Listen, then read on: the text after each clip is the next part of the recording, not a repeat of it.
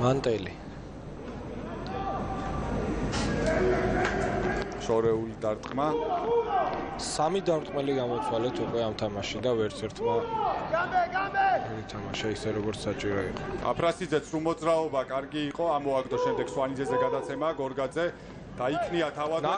გაჭრა თაზე გადაცემა, არა, თავადვე მიიწევს შიგნით აფრასიძეს, დატოვა აფრასიძებაც. კარგი ერიში წინ მიიწევს ხელისფრით იციღებს მეტოქეს 5 მეტრი რჩება ლელომი აქ ჯარიმა არის როგორ ამოატრიალეს მოჭოში აფრასიძემ სწრაფად გამოიტანა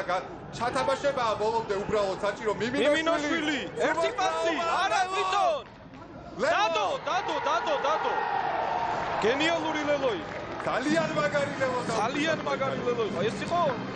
არ ვიცი ამ ჩემპიონატზე ერთ-ერთი საუკეთესო ლელო ალბათ ყველა არ გვინახავს მაგრამ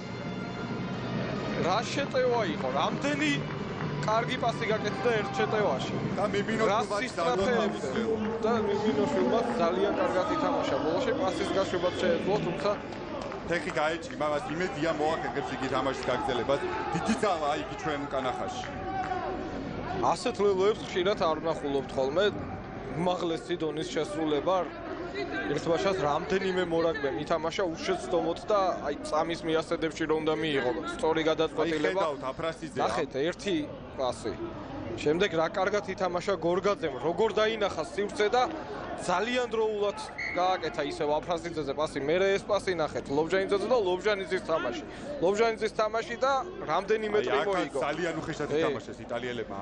აფრასიძემ კარგი გადაცემა გააკეთა და აქ უბრალოდ გზელი გადაცემების გაკეთება გაიყო საჭირო ასეც მოიქცნენ ქართველი მორაგბეები საჯაიაზე შეეძლო მიმინოშვილს პასის გაკეთება თუმცა თავის თავზე აიღო და დადო კიდეც ლელო იქ გაეჭიმა უბრალოდ ფეხი არა აგდელებს ოფშია